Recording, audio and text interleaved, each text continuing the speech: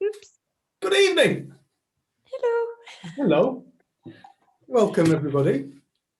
What we're going to do tonight is we've got a bit of a topic we're going to talk around, but it's quite loose. Also, there's someone on the screen who's asked a couple of questions, and we want to talk a bit to that. We got a message earlier on asking, will we talk around a subject of death and anxiety? And so we will do that. But first of all, we just wanted to just read a bit of a thing that basically tonight's based on, the conversation's based on. This is from the Lost Chapters of Thomas. Anybody who isn't familiar with the Lost Chapters of Thomas, to me, it was a travesty that this was ever removed from the Bible. I feel like that really carries a really potent message for humanity. It really is a guidance system, I feel, to point to what Sid Banks was speaking about when he uncovered his principles. And many other spiritual teachers who've woken up to something. So this is by a man named Yeshua. Does anybody know who Yeshua was? I was just going to say, it's only that one bit of the quote, Is it? And then you've written the rest. Oh, right, okay. The title's what? Oh, is that it? Yeah. Oh. Do we? We need to re-rehearse this, don't we? So it's just a line from that, which is 3 words. Become passers-by. There you go, it's done. Which is one of the statements made in the Lost Chapters of Thomas, but then you've written a bit of a blurb, which is what I've put out, which is over 2,000 years ago, a man spoke of how to find beauty in life. He tried to help others find the amazing pre-existing facts of existence that he discovered within his own consciousness. One of Yeshua's many quotes was to become like passers-by. This wasn't good advice. Once it is seen, it is realized as a truth of existence for all people. We all see the world for the first and last time in every given moment, and in the perpetual now we call our life. Realizing the passerby within is to start to gain a glimpse into the true nature of reality, the world we see on a moment-to-moment basis. Passers-by are present. They don't carry the afflictions of the past around, or the worries of tomorrow. These are understood, and the individual is truly free. I like that. You wrote that? Genius. Oh, I like that. It sounds nice when you read it. Yes, I've been running out of topics, so I've gone back through community groups from the last 3 years, and I'm just nicking the writing and the blurb that we used to do and putting them out again, because I don't think anyone would have actually been on the calls from this group that from 3 years ago. So it is new for you, but it's also something we quote often, and I think there's something really nice about realizing where life truly exists and the presence that comes from that. And I think it's most of the things written in those chapters, in the Lost Chapters of Thomas, it's almost like that one of the phrases can be seen again and again and again on so many different levels. And it's almost like something like, yeah, I get that. Yeah, I see each moment for the first and last time. But what about? And I think it was just a nice point to spend a bit of time on, because I know often at community group we do kind of jump all over the place, but it felt nice just to have something to talk around and also get feedback on how people see that. And I know that at the moment it seems so necessary to be, I've had so many conversations over the last week of people like trying to preempt what's going to happen in the future and trying to make plans for that imagined future now. And there's nothing wrong with making plans, but I think to know that it is an imagined future, it's not the truth, and it doesn't exist outside of your mind, does something to settle us down and bring us back to the moment. And we're so much more insightful and able when we come back to where we exist. And happy. Yeah. And buoyant. And yeah, I remember I listened to a talk with a man called, who's that? Krishnamurti. And he said, all suffering is created by time. All suffering is either based in a future or in a past. I remember thinking that's such a simple way to start to look at suffering. It's based in time. Time's not a true reality. It's the appearance of change in the now. And who was it? 1 second.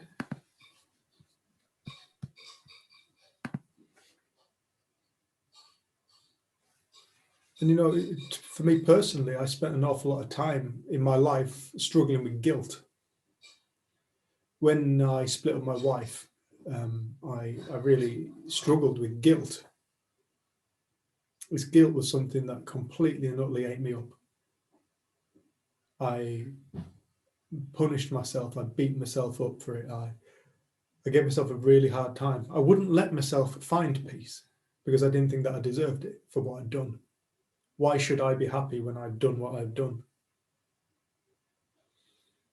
And that bothered me for quite a long time.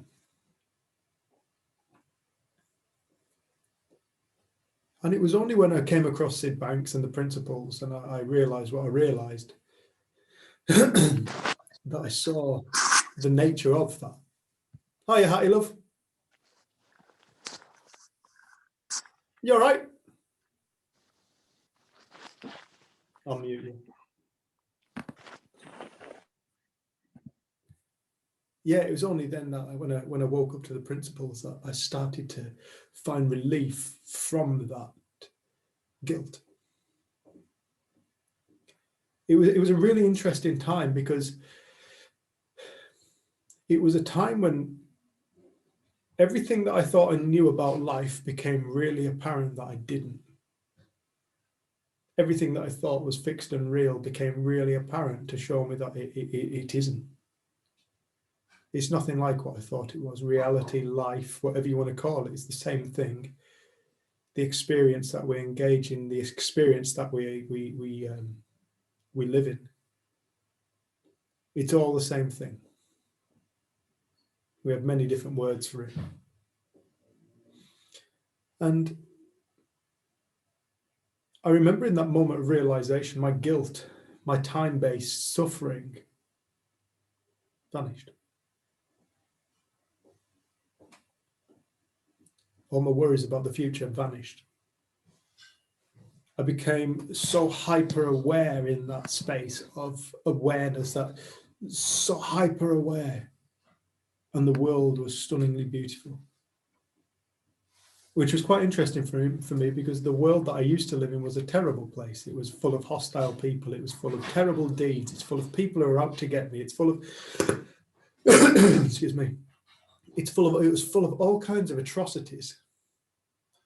But all of a sudden, one realization later, one insight, one experience later, and the world all of a sudden is the most beautiful place, full of kind people doing amazing things, doing beautiful things. I was one of those beautiful people. That was, I know, Mackie, you and I, we've had conversations about this, where we've been terrified of ourselves and we've absolutely hated ourselves, only to later on in life fall in love with ourselves, and not in an egotistical way of, oh, he loves himself, but in a way of surrender and acceptance and appreciation for ourselves, for our being here, and what we can bring to this world, and what we can bring to our life, and what we can do with our lives now that we are seeing life differently. To wake up and realize that the only true hindrance that we ever do experience in our life is one that is self-created. Whether that be anxiety, whether that be worry, whether it be depression, whatever it be, whatever it is, the guilt, whether it's the stress, whatever it is, reality is only experienced via ourself, and we are the creator. Now, before I woke up to this, it was like, life was very difficult. And I totally get why life was difficult. And I get why many people still find life difficult. I too sometimes find life difficult. But once you start to get a taste for the nature of life, once you start to get a taste for the nature of who you are, it becomes very, very difficult to go back to who you were. The old way that you've kind of lived out of, the old ways of being suddenly seem completely and utterly ridiculous. And all of a sudden, the germination and the feeding and the nurturing of kindness and love seems like the only logical, real way of moving forward in life.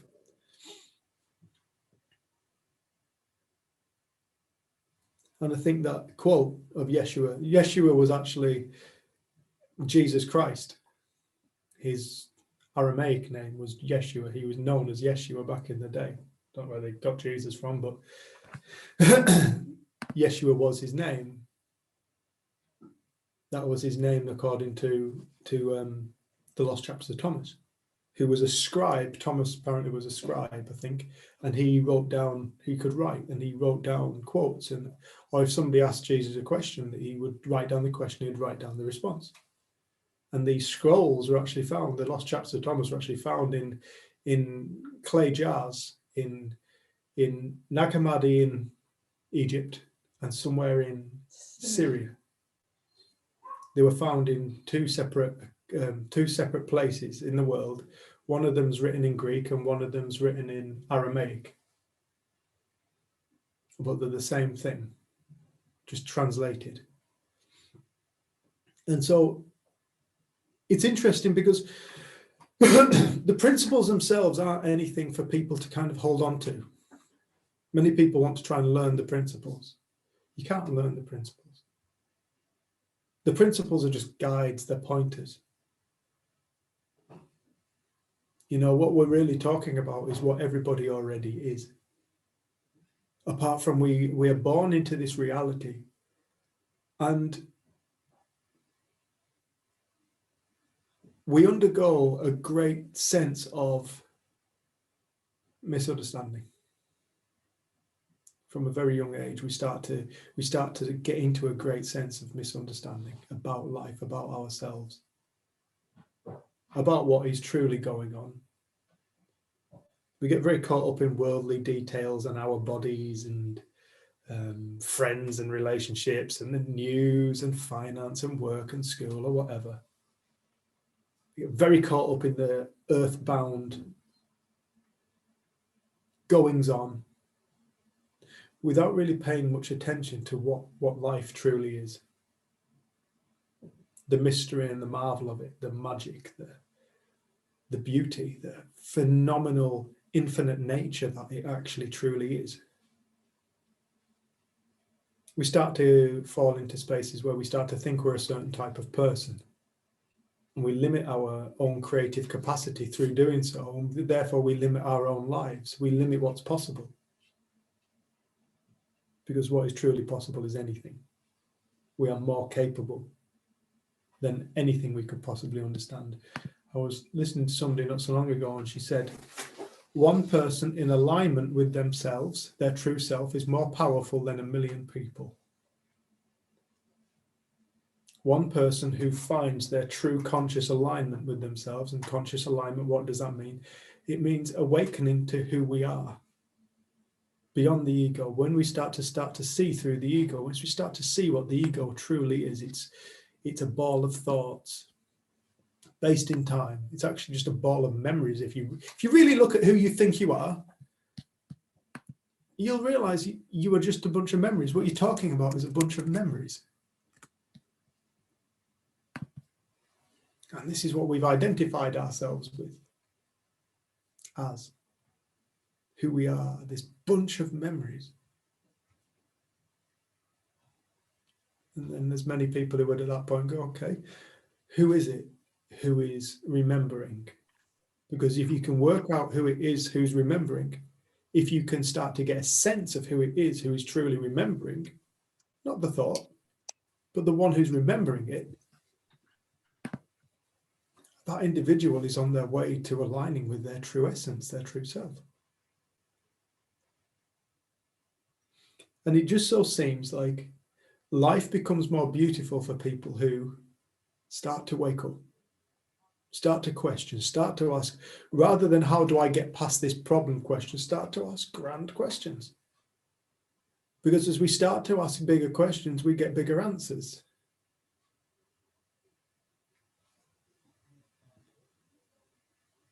But this point of becoming a passerby, become passers-by, understand you are seeing each moment for the very first and the very last time.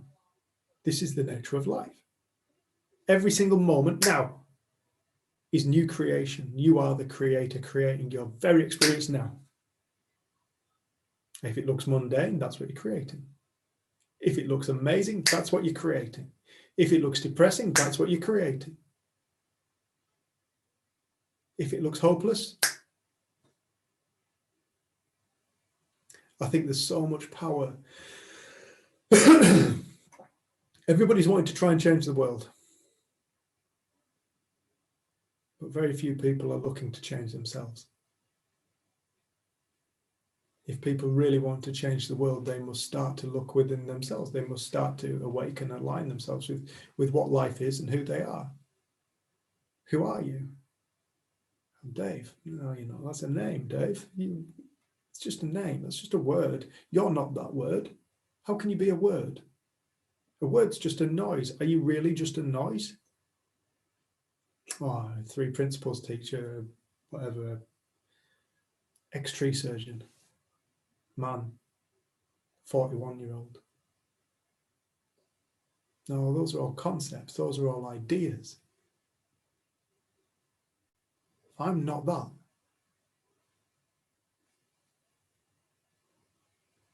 It seems like such a pedantic conversation. It seems like almost a pointless conversation with all the problems that I have in my life and all the problems that there are in the world. Why are we talking about that shite? It truly is the most important thing that we can start to get a sense of. Because as we start to get a sense of that, we start to get a sense of life. To actually be alive, what it is to actually be alive, what it is to be living.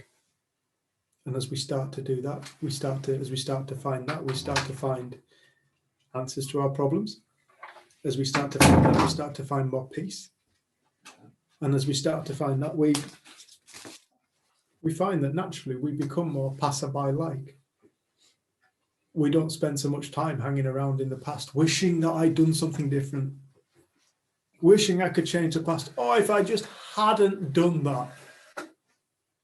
Oh, why did I do that? Or perhaps it would be, why did they do that? You spend less time hanging out in the future as well. This doesn't mean you can't go there, but it's just saying that it just doesn't really make as much sense to do so. I'd had a bit of a chat with Kate in the week, and she had something she wanted to share, and I know that she can't stay for long. So Kate, if you wanted to jump on now. Yeah. We've kind of been speaking a bit about, someone had asked, can you speak a bit to anxiety and grief? We've spoken a little bit Was it about grief or death? Death, sorry. Oh, I'm not sure. Do you want to clarify that? You can just type it in if you want in the chat or box. You can text me, I can get it. Yeah. But I know that often your stories are very entertaining and I always learn from them. So I want to make sure we have time to hear from you before you have to go. So Kate, if you want, I'll unmute you. Hi, Kate.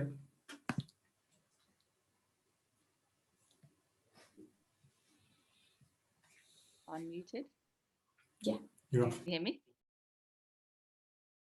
I don't think this is a very amusing story, but I'm sort of in it, but I'm just sort of slightly, actually no, I'm coming out the other side, but I'm slightly delirious, a bit tired because we've been on this. It is probably, what? Us too. Oh, I thought you were saying you can't hear me. But I think it's probably quite relevant, actually, weirdly, for what you're talking about, because it is Oh dear, I don't even know where to start.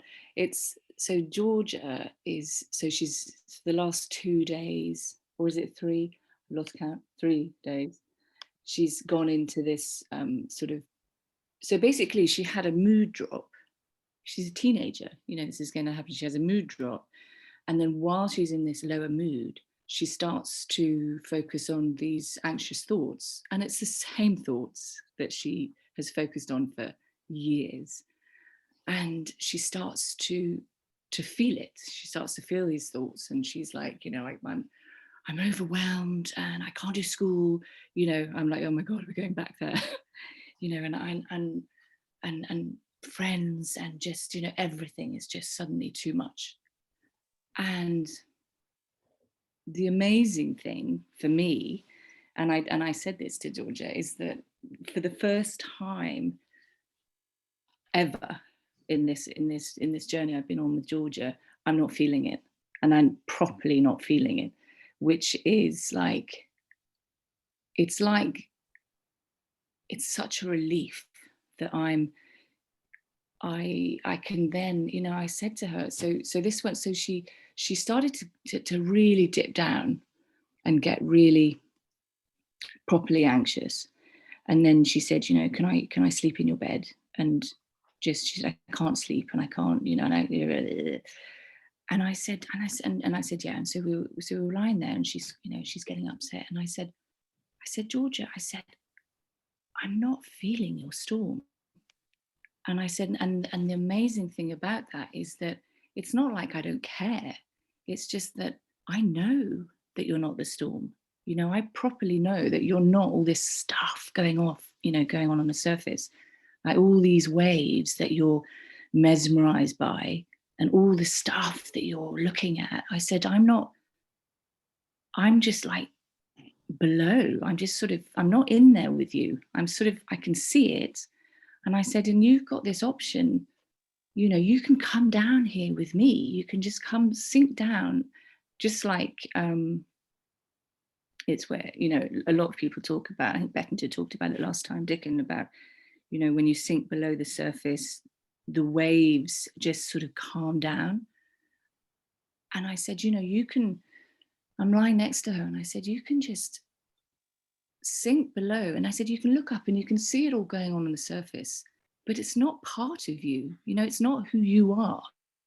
I said, what you're focusing on right now in this moment. But this, you know, I said, I was just sort of, you know, nighttime's great for me just to be able to talk to Georgia. She just lay there, and she got really calm, and she was just listening. And I could feel this, you know, so she'd been the whole day, she'd been really anxious and wound up and crying a lot and couldn't do anything. And I was saying, just come underneath with me where it's just a bit calmer. And she did, and she was calm for that moment. And then she just, you know, she just went to sleep. And so at that moment, we're like really connected. It's not like, you know, when I say I'm not feeling it, it's not like I'm not sympathizing with her, or it's just that I can connect with her more because I'm not connecting with the storm. You know, it's like I'm not interested in the storm. She kept trying to bring me into the storm and tell me how we had, you know, I need to be homeschooled, back to that, you know, homeschooling thing. And she said, you know, I'm trying to find a solution, and, you know, and I said, Georgia, just, you know, she anyway, she listened, and she went back to it, and she went to sleep, and she was completely calm. And then in the morning she woke up and she started thinking again, and it's the same thoughts again. And I said, it's funny, it's always the same thoughts, you know, and but it went properly, you know, she really dipped, and to the point where she couldn't, so she's then having like she said, I can't do online schooling today, I'm just going to have a day off, try and catch up, I'm overwhelmed. And yet she couldn't catch up with anything because she was still thinking. She just kept on thinking, and she wouldn't come down for lunch, and she sort of wouldn't come down for supper. And she tried to come down for supper, and then she started thinking again, and then had to go up and was crying again. And I thought, God, you know, if I didn't have this understanding, I would be worried about her. I would be really worried, and I'd be thinking, what the hell is going on with Georgia? And it wouldn't have helped her. You know, that worry would not have helped her in any shape, size, or form. It would just be in the way of because I kept getting a little connection with her, but not engaging with all of the worry. And I didn't feel any worry because I knew that she's not the storm, and you know, it's going to pass. And I said, it doesn't, you know, we don't have to do anything with this. You know, I said, this fear and stuff, it's like, you can't put it in a box. Can't, you know, we don't have to do anything with it. It's just what's running through you right now because of what you're thinking. And it's okay. And so then, okay, so then it gets a bit crazy. Okay, so you're ready for a little bit of crazy. You can just read into this how you want to read into this. But so this is what happened next. So then so last night, and I'm still, you know, just pondering about this. Last night, this is what happened. Should I say that again? Okay, anyway, last night, she's really in this thought storm, and she's crying. She says, I need to sleep in your bed again. And she's trying to tell me how, you know, maybe if she doesn't go to school till Easter, and trying to find a solution. And I said, Georgia, we're not going to find a solution through thinking, because that's not where the solution is. If you've got a thought that you're focusing on, and it happens to be the same thought you always focus on, then that's all you're going to see. That's all you can see. And it's only when you're willing to let go and just sort of step off the edge of, maybe that thought isn't real. Maybe I don't have to always focus on that thought, you know. And when you let go of that thought, something else is going to come along. Something fresh is going to come along, because this thought is pretty stale. You know, you've had it for so long. It's not part of you, but it's almost feels part of you because of the way you focus on it again and again. And I popped downstairs, and as I was on the stairs, I just to myself, I just said, can I have some help here? Can I have some help just waking her up? Because, you know, it's like, you know, now it's like 1 a.m. So go back to bed. And then she's crying, and she sort of goes to sleep, holding my hand. She sort of goes to sleep, but not really. I don't know if she went to sleep. I don't know what happened. She sort of went to sleep. And then like 15 minutes later, I'm just lying there wide awake, you know, it's sort of 1:30, 1:45. She sits bolt upright, and she goes, Mummy, turn the light on, turn the light on. I'm like, okay, now what? I put the light on, and she's sitting there in bed. She's shaking, she's properly shaking. She goes, have I been asleep? Am I asleep? Am I awake? I said, I don't know, Georgia, what you're doing. She said, I'm going to be sick. And I went, okay, well, if you're going to be sick, get out of my bed, go and be sick, not in my bed. So she gets up, and she goes to the loo, and I can hear her in the bathroom. And then she comes back in, and she's got this massive grin on her face. I'm like, what is going on? She's smiling from ear to ear. And she gets into bed, and she's looking, and she's going, so what just happened? I said, I don't know. She said, I had this dream. She said, it was awful. She said, it was like I died. It's like I died, but then I woke up, and I didn't die. And she said, and I'm so glad that I woke up. And I was just looking at her, and she was saying, and she was just smiling and shaking. And then she said, this is what she said, Dave. She said, maybe this is my J feather moment, which moment, and it could be your J feather moment. And she's sitting there, and then she said, and she kept saying, I was just, you know, it was, I don't know what was going on, but then she was just, she'd gone from, you know, being crying, and then it was like, almost, if I reflect on it, it's almost like she woke up just in that moment to, I'm awake, and this is life, and this is life without fear. This is life without all that stuff that I carry around, and all that, you know, anxiety, and all that thought, and all, you know, that's what it felt like to me. It felt like, and it was powerful because she was shaking, and she physically thought she was going to be sick. And then she was just grinning, and then it's like 2 a.m, and she says, yeah, should we go to sleep now? And then she went to sleep. I didn't go to sleep. I was like awake going, what was that? Because she didn't know that I'd just been down the stairs and said, can you help me wake her up? I mean, who knows what that was, but I don't need to know what that was. But it's like, she can now, you know, she can explain that away. She can do what we have free will, you know, we have free will in life to just sort of, you always hear of sort of these things happening, and then people explain them away, and they just go, yeah, that was, you know, she just had a bad dream or whatever.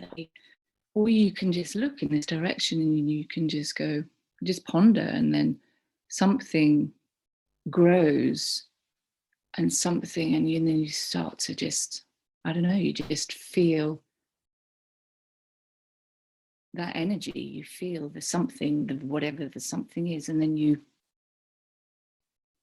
just know that you're, oh, I think I'm just going to cry.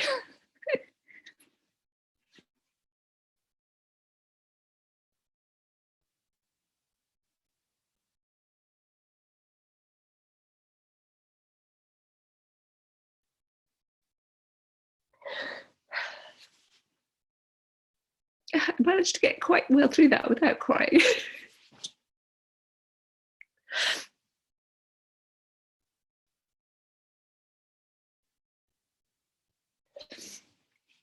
I don't think I've got much more to say. I'm just I'm exhausted, but I just think that without this understanding, I would be in such a different place with Georgia, because, you know, she's had, I can see the power that this story that she's been holding on to, the power of it. I've got such respect for how real it looks, because she's like, you know, even with this experience, I think she's still going to be trying to explain it away. You know, she's going to be, that thought's, I think I'll be able to remind her. I think, you know, but at the same time, I thought there's so many parents who, there's this natural thing, you know, your child, their mood drops, they go to this thought that looks scary, and then as a parent, it's so easy to get caught up in it with them. And actually, I didn't get caught up in it with her, and I know it, and I feel it, and I just would like other parents to have that as well, to know that even when the kids don't know they're okay, it's like they are. And now, you know, looking at Georgia now this evening, it's like she's come out and she's laughing and she's singing and she's fine, but it could have just gone another way. You know, she might still be sitting under the duvet, which she's done for 2 days. But yeah, I know, I just wanted to share that in case it helps anyone. That I can't believe I just cried. Oh. Hattie send you a load of love. I don't know if you saw it pop up. Thanks, Hattie, love. Thank you, Kay, love. And I love that. I love that story. That's the kind of thing I want people to really start to find in life.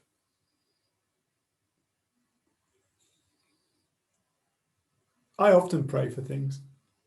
We pray. We don't like get down and beat ourselves up and say we're sinners or anything. Not that kind of praying. No, we just speak. We ask for things. Guidance, help, support, financial stuff, work.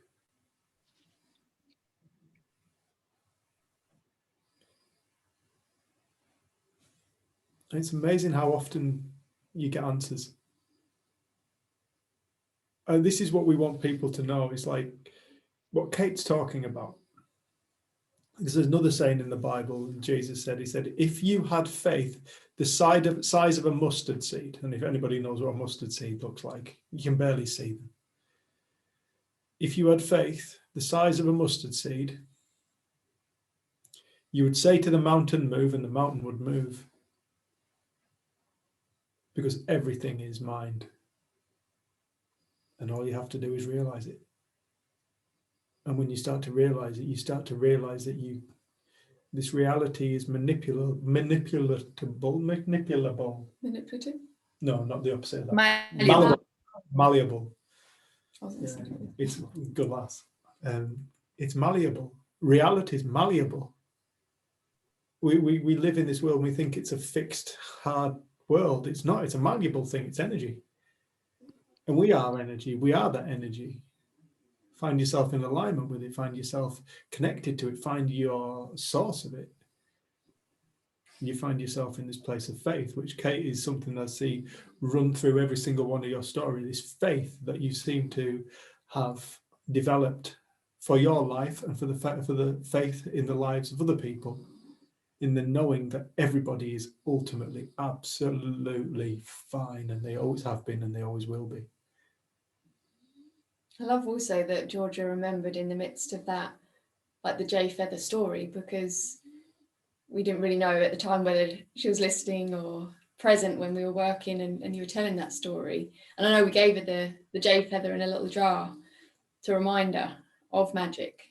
And I think for a long time you didn't really speak so much about, because when Dave kind of had his first experience of there's something more to life, he said, like, if this is real, I want proof. Like, prove it to me. I want to find a Jay feather, a specific feather that you'd always look for, and you're always looking for feathers. And 10 days later, he went to fell a tree, and it was leaning up against the tree. This beautiful little feather. This feather he'd asked for, and it was like the confirmation. And you have that in your wallet, and you're always losing your wallet, and you'd be like, Jay feather, bring it back to me. And then it always comes back. It always comes back. But we spoke to Georgia about that, because we just said you won't be told at school how there's so much more than what we realise. So I'm really glad that in that moment she even had the question, maybe that's my moment, maybe that's my Jay feather moment, because it means she has probably taken in so much more in terms of when we didn't think she was listening, but also she's aware that there is this beauty or this magic. And what a gift having you there with her. And I know that you're at the end when you came up to see us, and like now seeing how you are with her, it's like night and day different.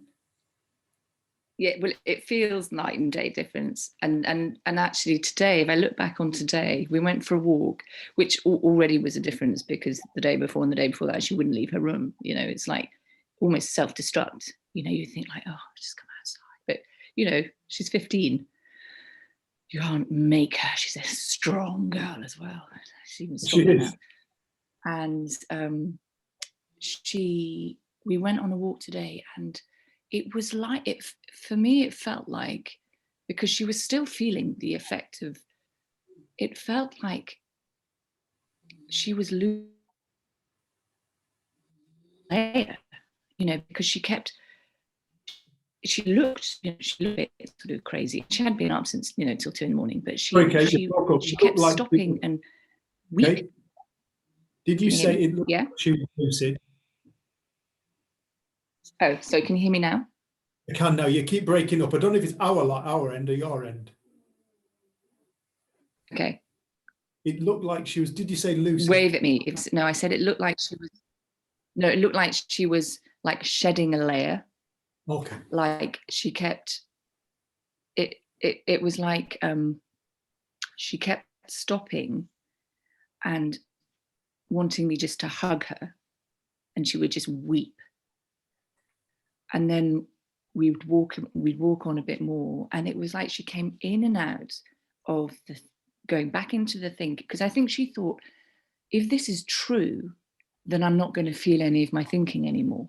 It's going to, you know, something will have changed, like everything will be different. And I said, it's all about seeds, you know, it's like looking in this direction. And when you know, you had a moment, a glimpse that maybe those thoughts weren't real, those thoughts that have ruled you almost. You had like this glimpse, and then now you've got this opportunity, you've got free will, you know, you can look in this direction and it just grows and you don't have to do anything.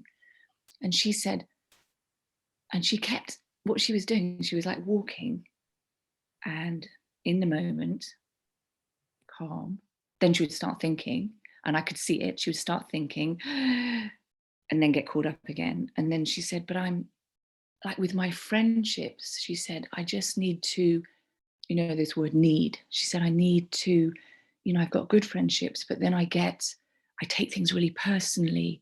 And I know that I'm overreacting and I'm doing this, whatever it is, and I need to. And I said, Georgia, the fact that you know what you're doing, you're not blaming your friends, you're not seeing is it happening to you. You know it's coming from within you. You know it's what you're doing. That's leaps ahead of what most people see. You know, most people who see the world happening to them, she knows it's what she's bringing. She knows it's her thinking. And I said, Georgia, that's enough. You know, that's enough to know that. And then the rest, if you stop trying to manage all the waves, they'll sort themselves out. You know, this is how it works. You know, it's life works without you. Am I gone again?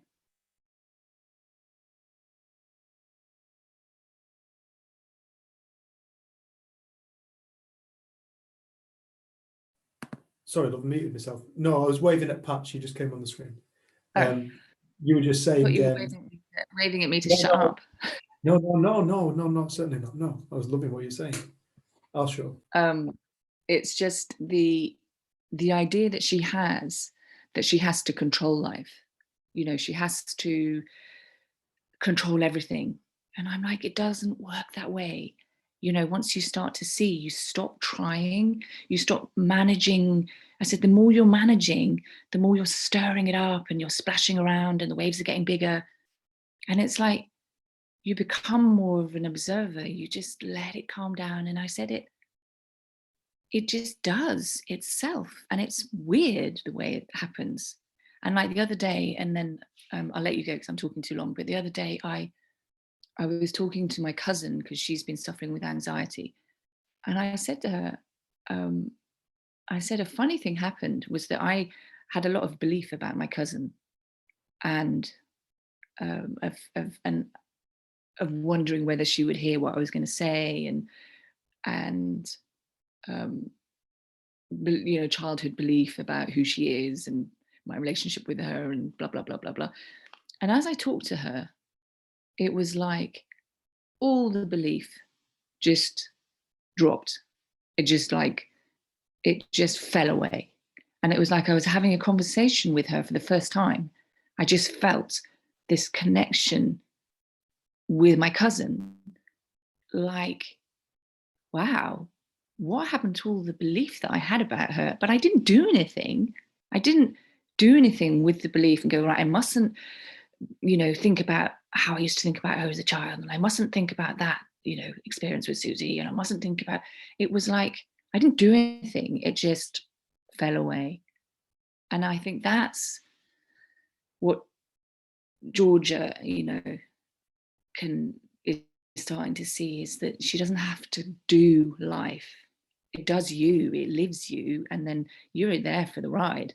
You can, you've got this gift, unconditional gift of thought, that amazing, and you can use it. Like for her, she can use it for her art, she can use it for her writing, and what a gift that is, and that inspiration. Or you can use it against yourself, and then you've got these feelings which are showing you, whoa, wake up, you're feeling incredibly anxious and scared. Well, that's not what it's about. That's not what we have the gift for. But we had this long, she really listened today. We were just walking and talking, and she kept stopping and crying, and I kept hugging her, but I just, at no point did I get into that boat with her. She doesn't need me in the storm. She doesn't want me in there. I can't help her if I'm in there. And I spent 3 years in there, and it wasn't fun for either of us.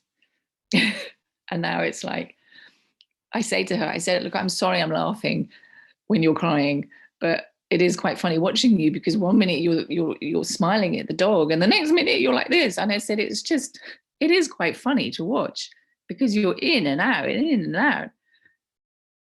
But that doesn't mean I'm not loving her. It means I'm just connected with her, and it's just more love.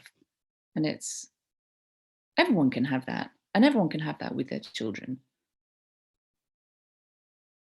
Okay, I'm going to shut up now. That was beautiful. Heidi just said, Heidi, she's lucky to have you. She is. No, she made me cry again. I just wanted to say, while you're still on, if anyone had any questions for you or comments, so I know you can't stay until the end. If people do have questions for Kate, just put your hand up or unmute yourself, or we can unmute you.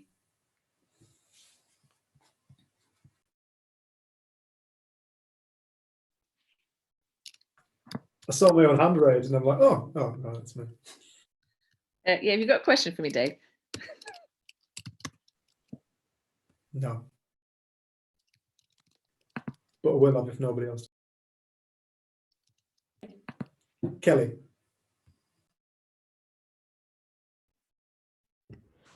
Hi everyone. Can you hear me? Yeah. I have a situation with a son of my eldest son. He's 19 years old. And since he finished his GCSEs, he's had problems at college, and he hasn't turned up, and I had struggled to keep him in college, and he got caught with weed at college, and then he steals at home, and it's just all this kind of stuff that's quite, I can drop down and I can look at it, as you said, Kate, and I can see all the everything going on up there, and I try and stay in that place. And then sometimes I stay in that place of kind of observing what's going on with him. And then all of a sudden something else kicks into me, and I think, oh, I need to do something. And then in the moment I get that idea that I need to actually do something to help him, then I become enmeshed in what's going on with him. And then it all starts to get into a mess again. And like today, I discovered that he'd taken some more money off of me, and he hadn't been doing his college course. And it just, I think because you're brought up as in a certain way, like my parents wouldn't have tolerated sort of behavior like that. And so sometimes I can be in a place of observation, but then all of a sudden I think, oh my God, I'm not doing anything. I'm not being proactive. I'm not trying to steer my son in the right direction. And most of the time I can stay there, but every now and again I'll get, what's going on in the surface is so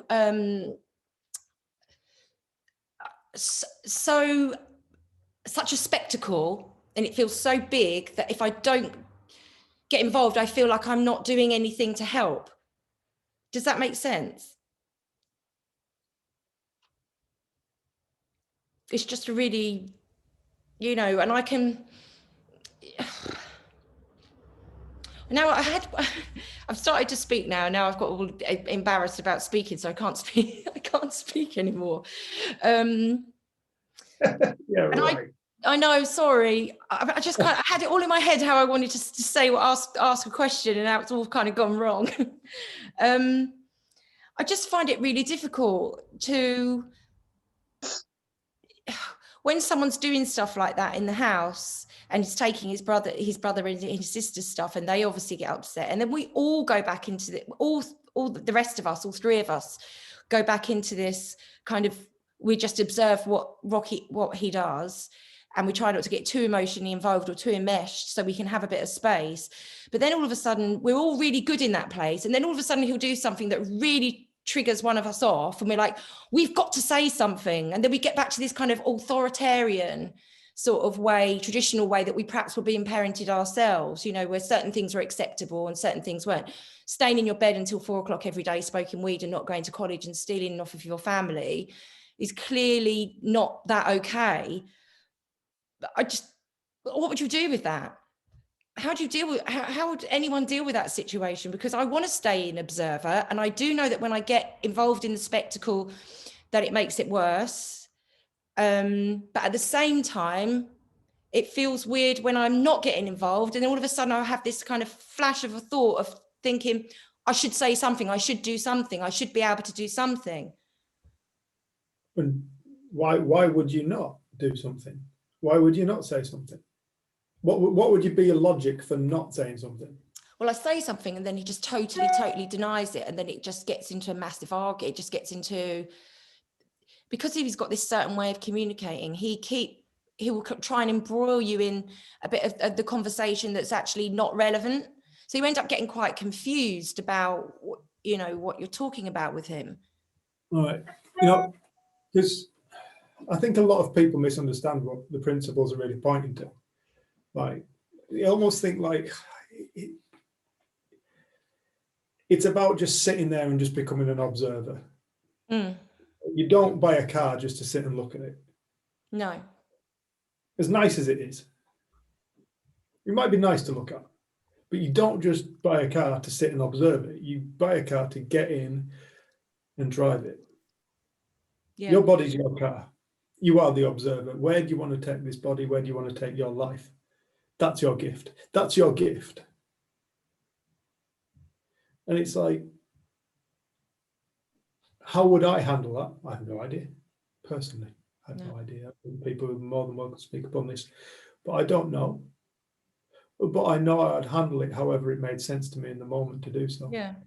It makes sense to me to go and address it, to say, look, I'm not happy. This is not a good way for us to be living in the house, you know, living together in a house, because this is not really the right thing to do. It's just, I kind of feel like there's been a lot going on with him over the last 3 years, and I've kind of caught up in the history of what's going on with him. And then he'll present me with a new idea of what he's going to do about something. And then I think, then in my mind, I'm thinking, well, history says that he's not going to do that, but I want to be able to have a clean slate and work with what's what.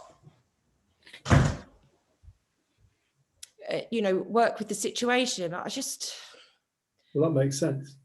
It's very difficult. I'm just going to say, one of the things I'm hearing from you is you've tried the same kind of thing over and over again and it hasn't worked. And it's almost the place of reflection or the place of observation is almost where we ground ourselves or settle ourselves to open up to something new.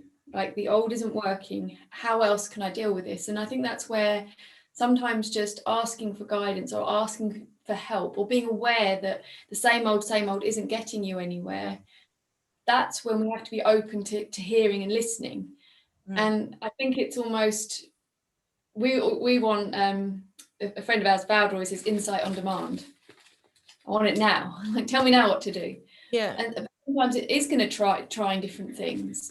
But I think it sounds like you have an awareness about the fact that what you've done in the past hasn't worked. You want something new. And like the principles is about seeing this for ourselves and then going and being in the world. Yeah. Like it's an application thing. Like, because there is so many, there'll be tons of parenting books and books to do with drugs and all those things, giving you really good advice. And some of it may be amazing. But I know that when people get quiet, what insight comes to them and occurs to them.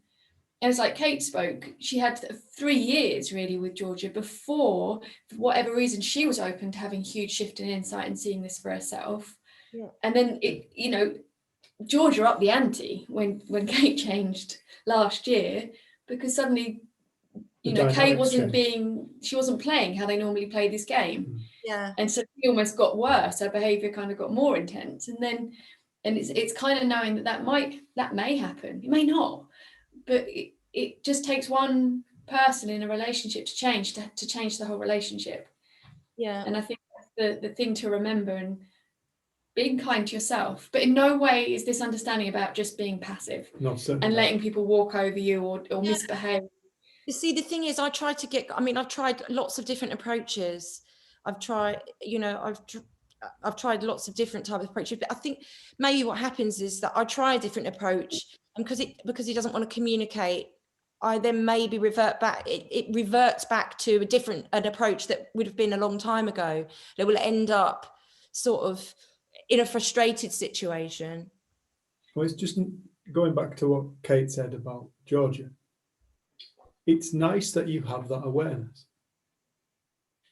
It's just nice that you have that awareness that, shit, do you know what? When I keep going back to that same old, we end up in this cycle of behavior, whatever, between us, like. Yeah. It's, what did this write down? It's quite difficult explaining this to parents.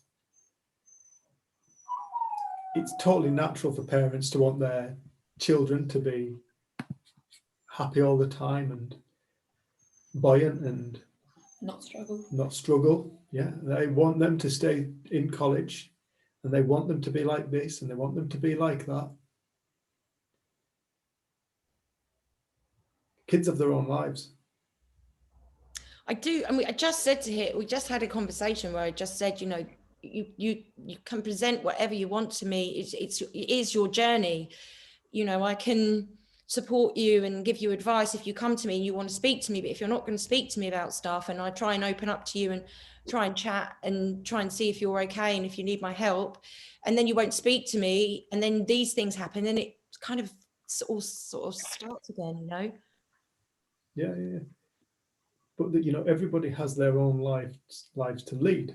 And as parents, this is one of the things that we said to Kate.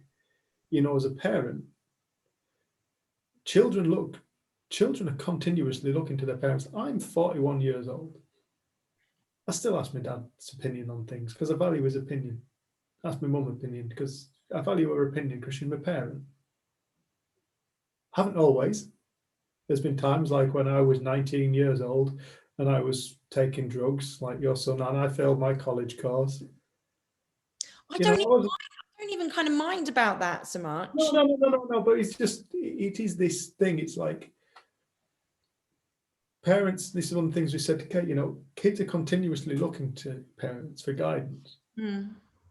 You are, as a parent, this is where, when Kate was in the water with Georgia, Georgia jumped in the water and Kate jumped in the turbulent water with her. There was no frigging life raft around. There was nobody there left to throw a ring. And now you're both in the water. Now you're both drowning. It's like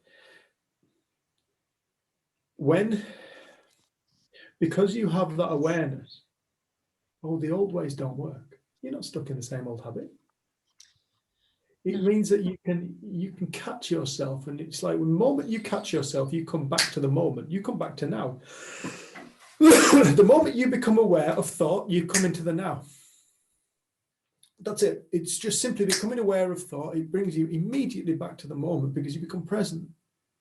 Because that train of thought, that judgment, that has just finished. And the moment you find yourself in the now, you start to see life more clearly. And it is amazing what comes to us. It is amazing the knowledge that just suddenly, I went to get the ladders off the side of this house That's how it actually is. the other day, and I didn't know the pass number for the padlock. And I started to walk away so I can find somebody who could tell me what the pass number is. And I suddenly got 3 numbers coming to my head. I was like, oh. I carried on walking, and then I thought, well, perhaps I'll just try them 3 numbers. And I went back and I tried these 3 numbers, and padlock popped open.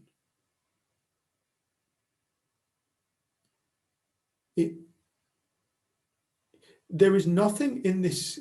Where's she gone? I can't see I think her she's now. just dropped off, actually. Oh no. I thought she'd frozen. Yeah. But there's nothing in this life that we can't deal with. But I think the thing that we must understand is that life, there isn't a point in life where we're not going to face at some level, at some point, challenges, because life is continuously going to bring us challenges. This is the nature of life. It is always going to bring its challenges. It's always going to bring its, here, have a look at this, here, have a look at that. See how you deal with this, see how you deal with that. That's what life's all about. It's about moving through life and facing experiences and dreaming experiences and living. And I think if we think we're ever trying to get to a place where we no longer have challenges, wow, that's the end of growth. Because every single challenge we face is the potential for growth.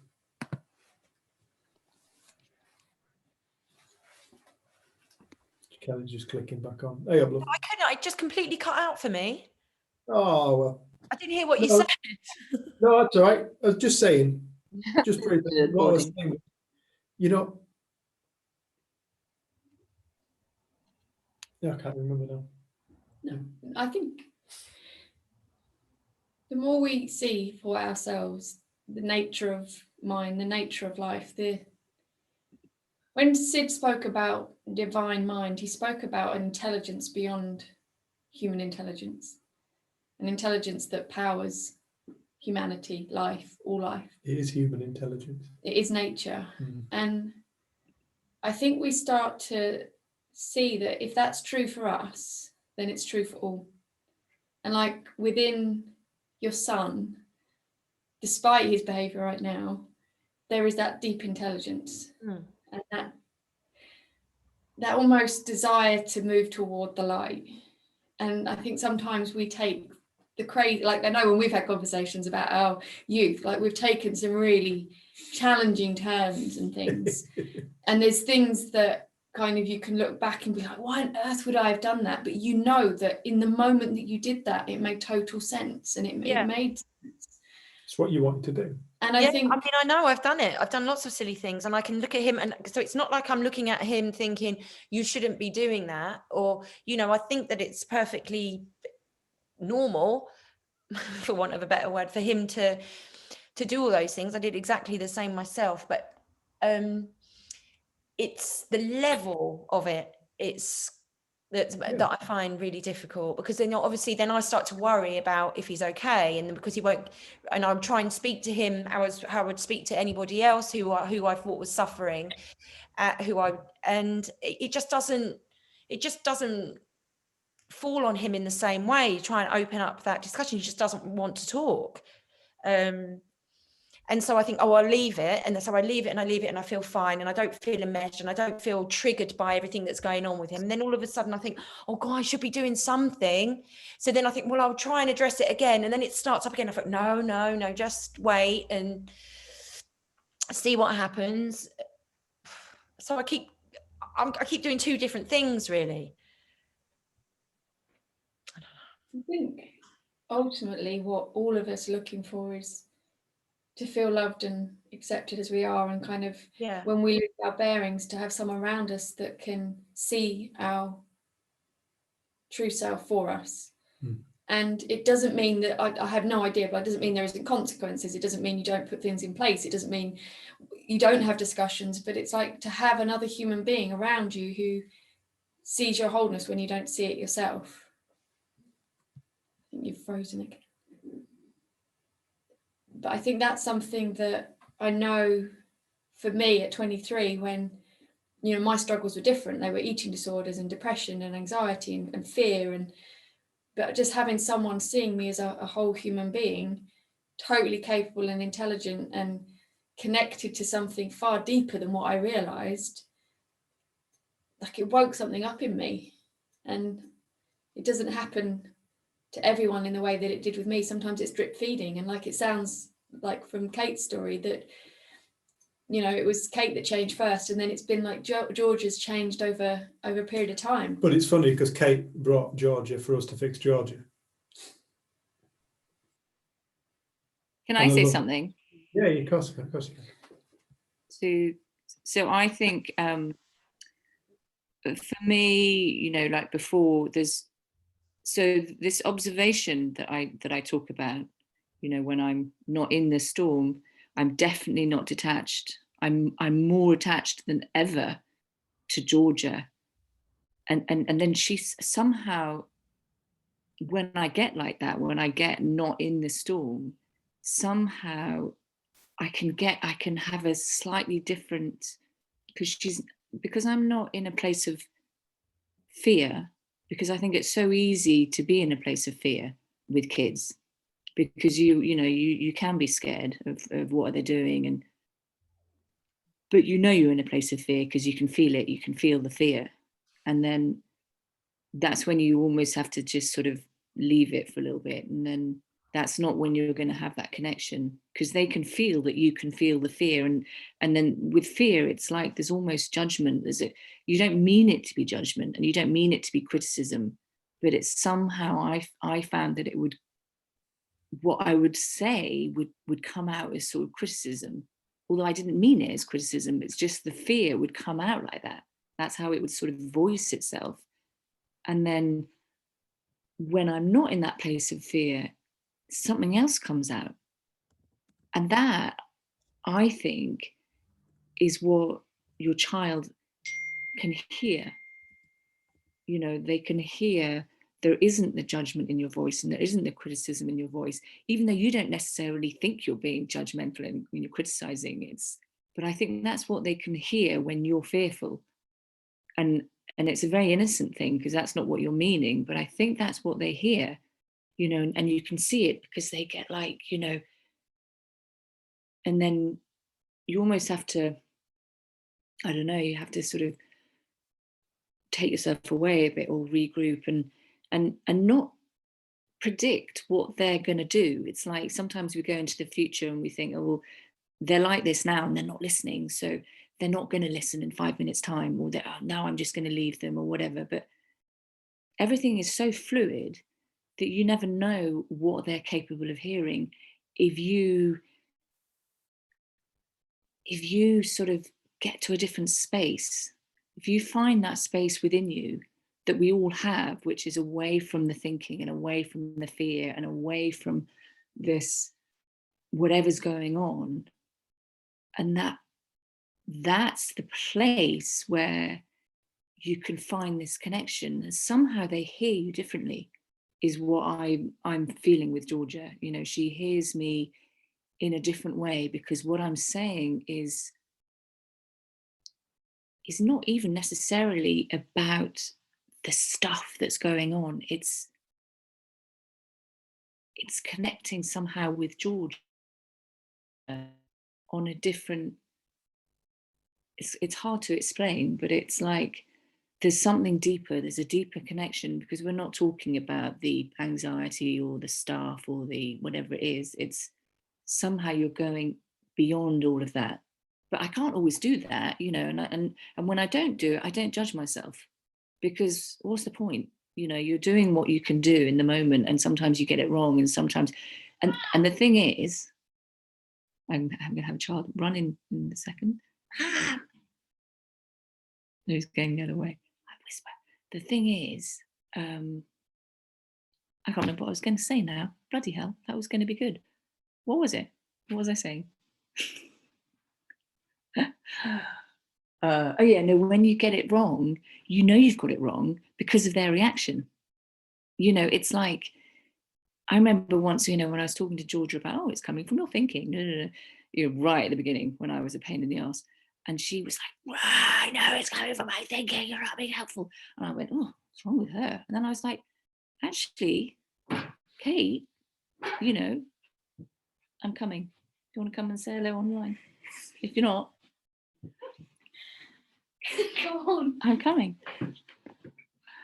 I don't want feeding. But then I went back. I remember that incident. I went back and I went, something else came to me as soon as I let go of this idea that, I know it, I just got to a different place. And I went back and I said to her, are you feeling you're failing at the principles? And she went, yeah, I that's what I feel, because you're telling me it's coming from my thinking and I'm feeling it, so I'm failing. And I went, no, it's not what I meant, but that's what she heard. You've got to remember that we're in our different realities and we think we're saying something, they hear something else. But we sort of get an idea of what they're hearing by their reaction. And her first reaction was, ah! And the second reaction was, we had a cuddle, and it was different, because I just had a moment where I stopped, and I stopped trying, and I stopped,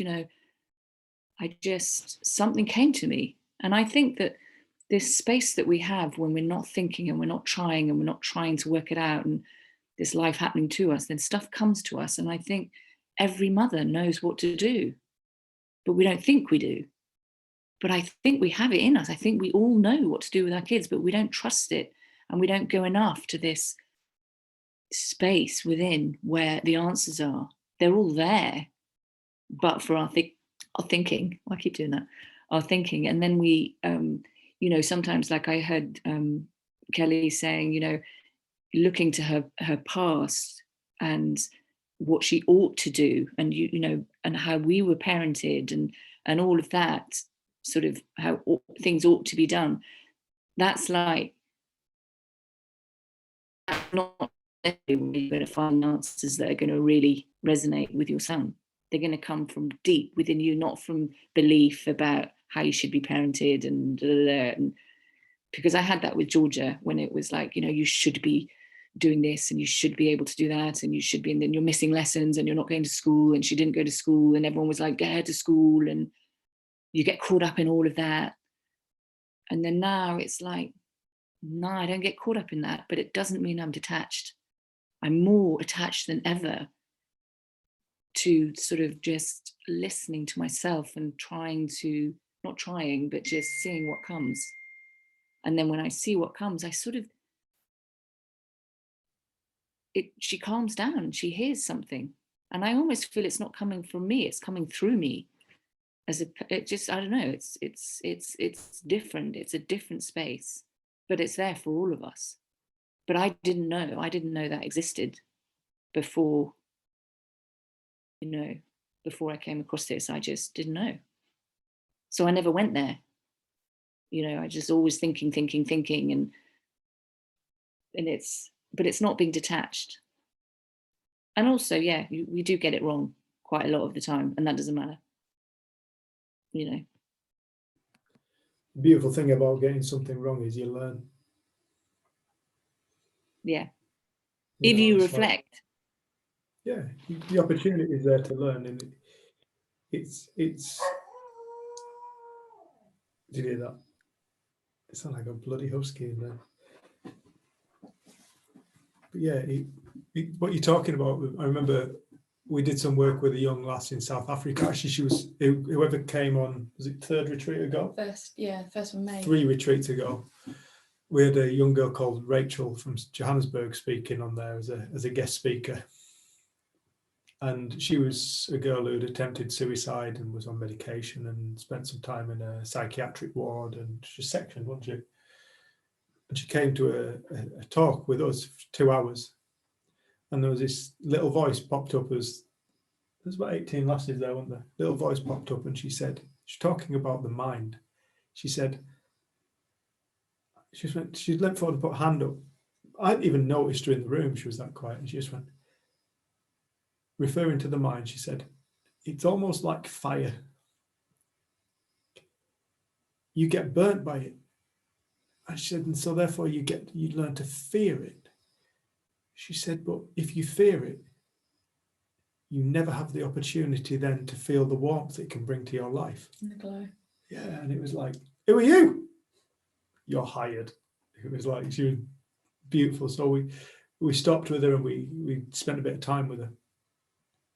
And this girl's life just changed. I mean, she's just one of the most amazing human beings on the planet.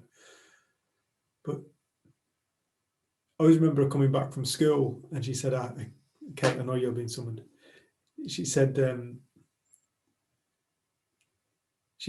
I had a really bizarre conversation at school. We had a really weird lesson in, was it life studies or something? Something like that. Yeah.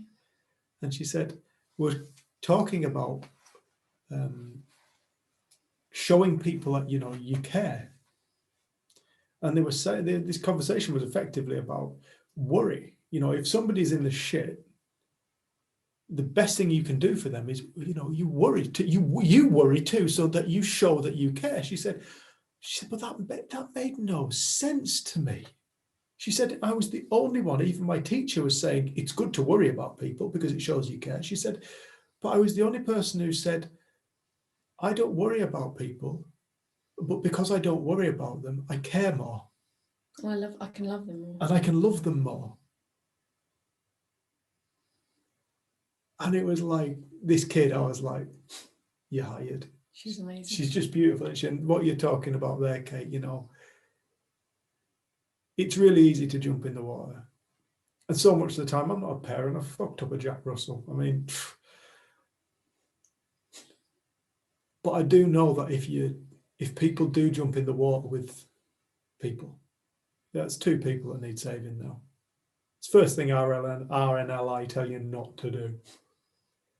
I was also thinking, like, the only time I got to hear Sydney Banks speak was about 5 months before he passed away. So he was kind of riddled with cancer at that point. I think he was quite uncomfortable, but it was weird because you'd sort of see him walk in, shuffle in as an old man, and he'd sit down and start speaking, and it was like something just spoke through him, and he looked vibrant. And there was a guy from Scotland who pretty much argued with Sid the entire 3 days about something. And people kept asking questions. Well, I work with victims of trauma and torture. How would you speak to them about this? And like his answer would pretty much be like, well, no, see this for yourself. See this to be true for yourself. And then you will know how to speak to people. And then someone else would be like, yeah, but what about these kind of people or these kind of people? And I could see the frustration in people when they're trying to like find a way to deal with. But it's like Sydney Banks saw that, no, there's one problem we're up against, and it's the misunderstanding within our own. Thanks, Kate. The misunderstanding within our own mind. It's the misunderstanding about nature, what we are. And if that starts to clear up and we start to realign, our come from is very different. And like Kate was saying, Georgia felt that from her. Like Georgia felt when her come from was different. And my sister has a friend that she's been, who struggles, and she often has referred her to the retreats and then eventually she listened to not the retreat we just did, the November one. And my sister saw her recently and asked her how she found it. And she said, oh, you know, they're just saying the same thing over and over again in different ways. And she goes, yeah, I didn't really get much from it. And my sister told me, and I just burst out laughing, because in so many ways, like, it is the same thing that we're pointing to again and again and again.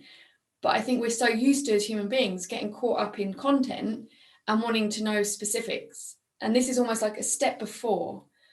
Like, what comes before? What is it that's creating? What is the source? What is the power? What is the intelligence? What are we? And I think that's the bigger question. And it seems like Dave was saying, I think at the beginning, no, yeah, I'll look at that stuff when I've sorted out this problem. But what we don't realize is, like, that bigger question, that bigger realization is where solutions come from, to deal with life as is. And like, I've been around this coming up 16 years, and the amount of times I will be like, you know, I don't want to look at that right now. I need to sort this problem out. This problem's really important. This problem's really important. And it's like, it's all I can see. And then at some point, like Kate was saying, it clears and you're like, wow, I couldn't see anything but that problem because it was all I was focused on. But the intelligence and the presence that exists in life is phenomenal. And that's for all Like, people. we watched a program, a really old program about the Secret Life of Plants. the private life of Private plants. Life of There's an old one with David Attenborough, and you see the intelligence and you see the perfection, like the one about the flowering plants and how the particular The bee and orchids. how it's shaped, and with you're like, you see this grand, intelligent perfection. It's bigger than us. You cannot comprehend it. You're just watching it saying, how can that be so? It's so divine. And we then have separated ourselves from that. So we forget that we have that same intelligence, that same perfection coursing through us, because we've got lost in concept, lost in material world. Well, how could that ever be possible? But that same intelligence that created the bee and the orchid, and like the fact that it was particular, like there's one bee that had an orchid was then shaped like the female bee. A bee orchid. No, but it had different types, and it's like, Yeah. but the way it had to land on it, and you're just watching it going, life is amazing. Yeah. All of it is just absolutely And- inexplicably amazing, isn't it? And I think I can see sometimes it's really hard when we have got something in our life that we want to change. And you hear people, like I loved it when Paul was listening to us all speak on the retreat about love and realizations. He was like, well, I'm feeling like shit. And he was really honest about that, because I get it. Because when we have something on our mind that we want to address, that's what we see, that's what we're listening through, that's what our experience is. And in the old paradigm and the material world, that makes sense. And I can see, like when I was listening to Sid, I remember I had just fallen into that open space of like, how has anyone got any questions? He's pointing you to the truth. He's pointing you to the answer. There's one answer, there's one solution. And I was just sat there like, wow, this is amazing. There's one problem. That's right. And I think I can hear it sometimes when we're doing community group. I'm like, wow, we are literally saying the same thing in different ways and using different stories. But it is the ultimate, like Sid's last DVD was called The Ultimate Answer.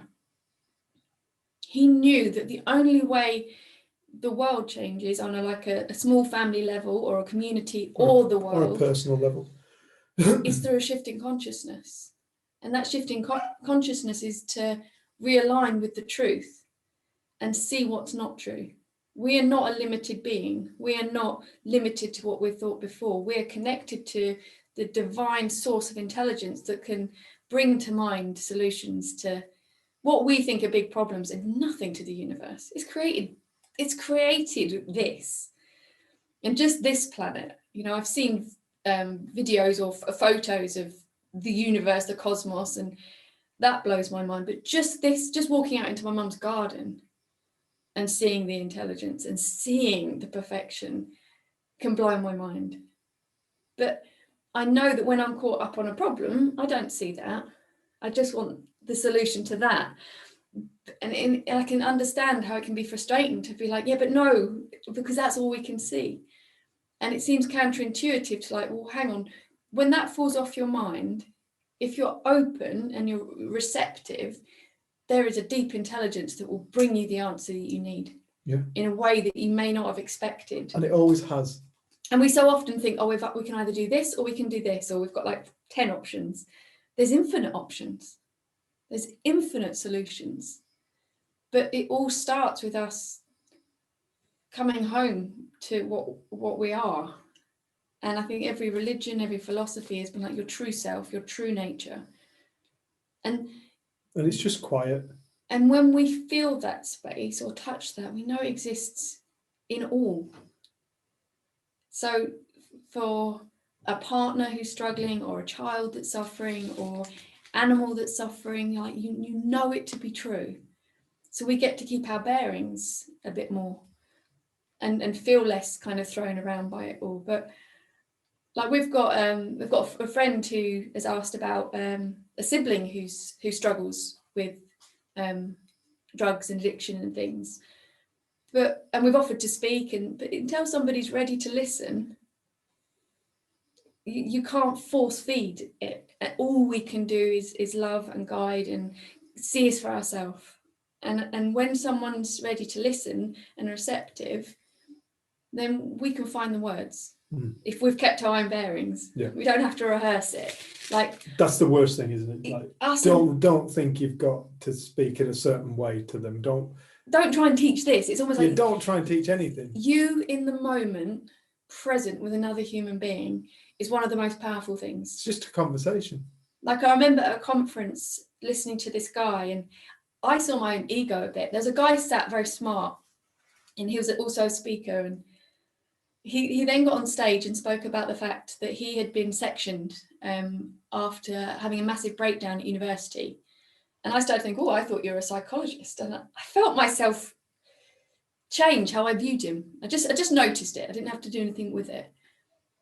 And then he stood up, and he'd been sectioned, and he'd been in this place about 6 months.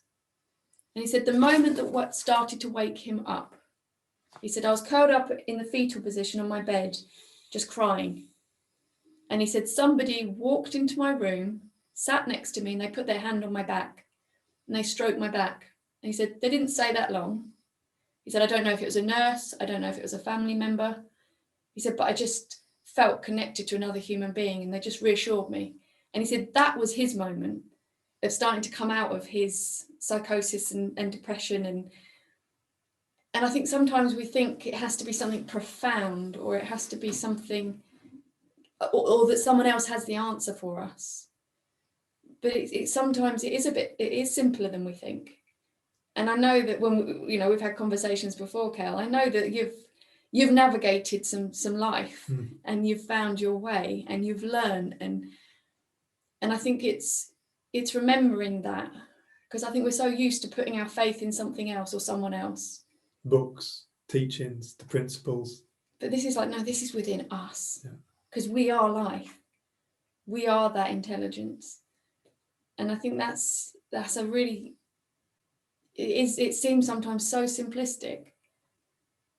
But if every single person kind of started to remember that for themselves, the way that we treat one another would change, like instantly. The way that we reflected on the part, we'd see innocence rather than like all of the things that we know are good ideas would start to fall away when you see how easy it is to get lost in the everyday nitty-gritty of life, and then how easy it can feel when we wake up to the truth of it. Hi, Rem. Right, it's 25 to. I want to come on to something that somebody texted us. Oh, about, do you want to read it? Yeah.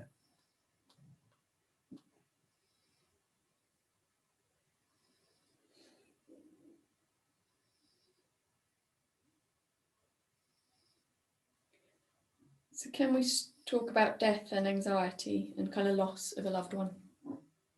Yeah. I am a massive advocate, personally, a massive advocate for the contemplation of death. I really am. I think it's one of the most important things for us to think about. Because I feel like the moment we think about death, it brings life to life.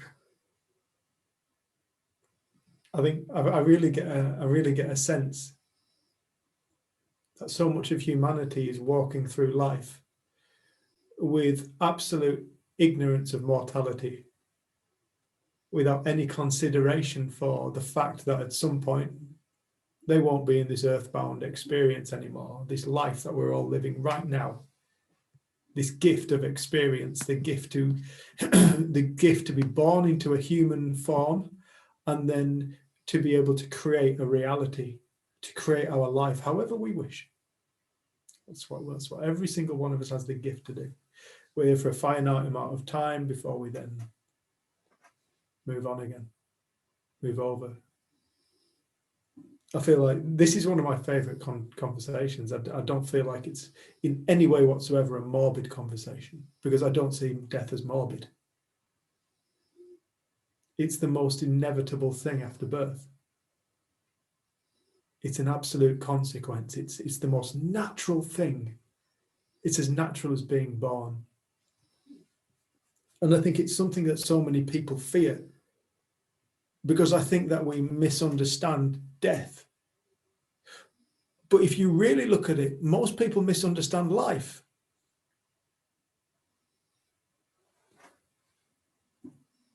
You know, how can you know death if you don't even know life? How can you know what death is if you don't even know what life is? This is an awesome thing to bring up. So thank you for bringing it up. And I know it's with regard to loss and grief. I think one of the things that I personally came to realize when I first had an experience of something beyond this physical realm was that there is something beyond this physical realm. It's the unseeable.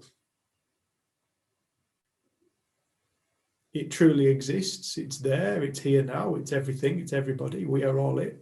And it's the most unbelievable place. I didn't actually want to leave. I actually thought at the time it visited me. And I was screaming at it, don't leave me, please don't leave me. I loved it in there. It was the most amazing place I've ever been. Perfect, absolutely, inexplicably, wordlessly perfect. Love beyond anything I can dream up. And in that moment, my fear of death died. My fear of life didn't. That came when I listened to Sid. But when I say that, I must put a legal asterisk in there and say, no, I get caught up in the bullshit as well.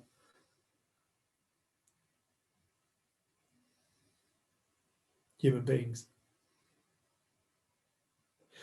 You know, death, the mystery of death, is the mystery of life. The two are inseparable. They are one. You can't have the mystery of life without the mystery of death, and you can't have the mystery of death without the mystery of life.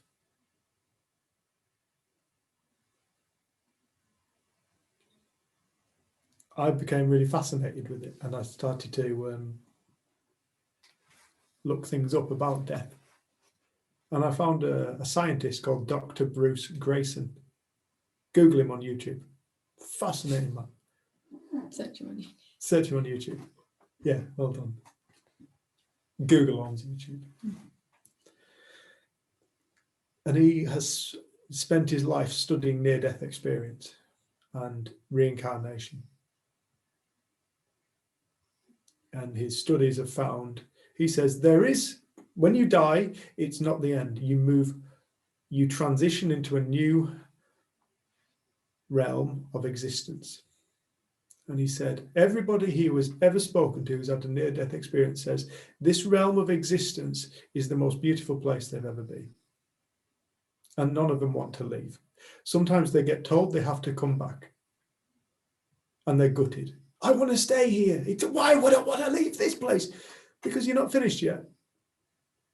You're not finished on earth yet. You've got stuff to do. You've got things to do. You've got things to say. You've got people to meet. You've still got some shit to do. Go back. And those people who go into those places he's spoken to, he said they become really lousy patients in hospital and stuff. If they smoke, they don't want to quit smoking. I'm happy to smoke. Why? Because I'm not bothered if I die. If they drink, they're alcoholics. I'm not going to quit drinking. Why would I quit drinking? I enjoy drinking in this earthly form. I'm not bothered. When I die, I know where I'm going. It's fine. He said they become really lousy patients. They don't listen anymore because they're not afraid.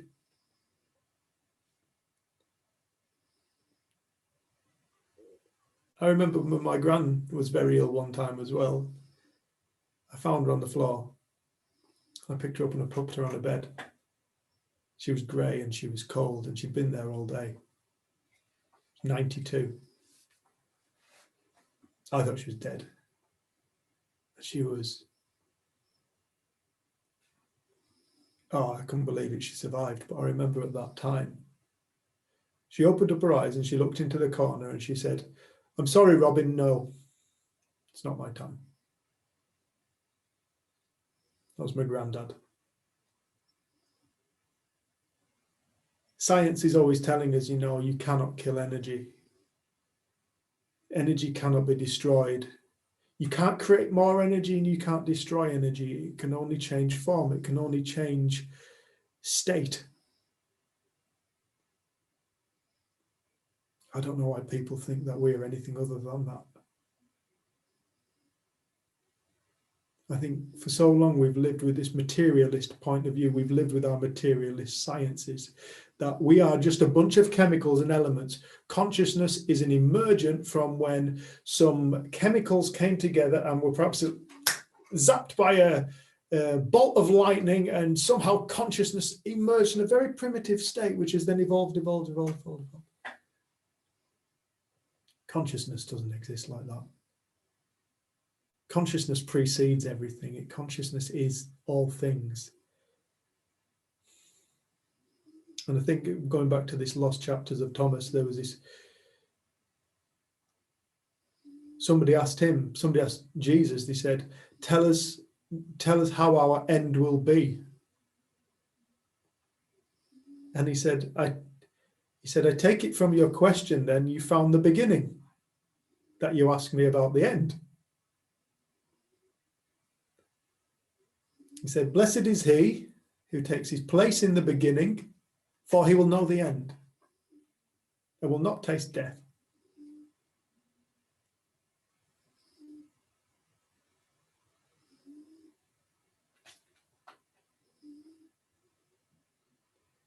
When you really look at life and you just sit back and you get quiet and you contemplate and you look at this universe, you realize that every single thing is an aspect of this universe. We're all part of this universe. None of us are separate from it.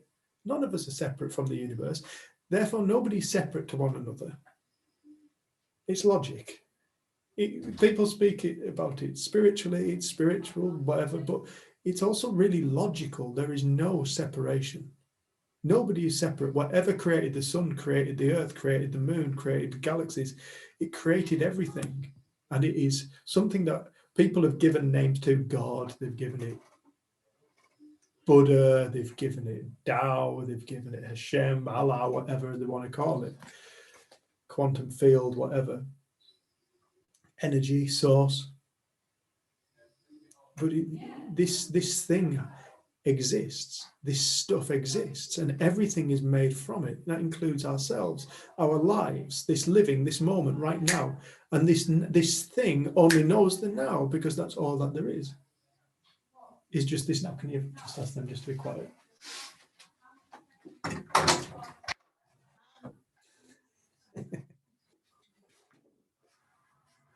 Cheers. And so in this constant creative force, there is this creation of life, and there is this creation, what we call death. We think it's an end.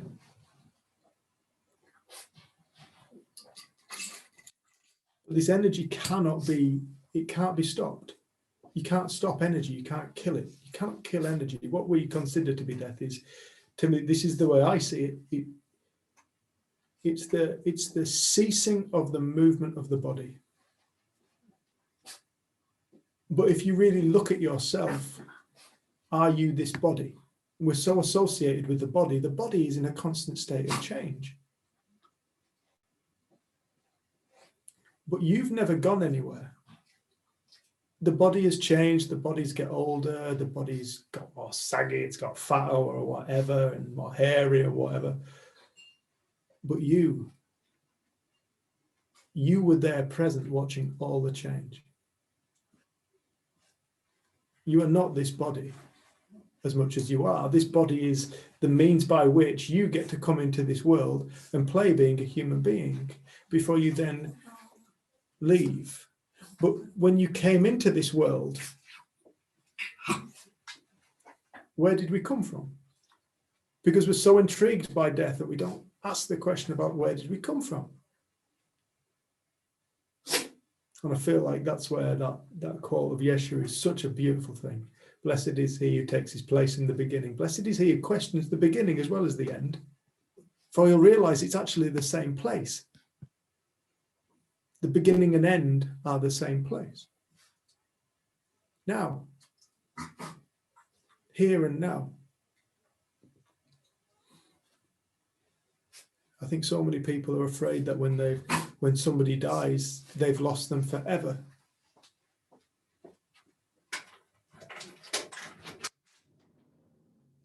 So many people come back. There was one beautiful talk about a young lad. I say it's beautiful. It's a fascinating talk, should I say, about a young lad who went into an operating theatre and he died. And when he left his body, he said, I could see everything in the operating theatre. See what they were doing, see what they were doing. He said, and then I went into this light, he said, and I ended up in this place. He said, and when I was in this place, he said, I met my sister.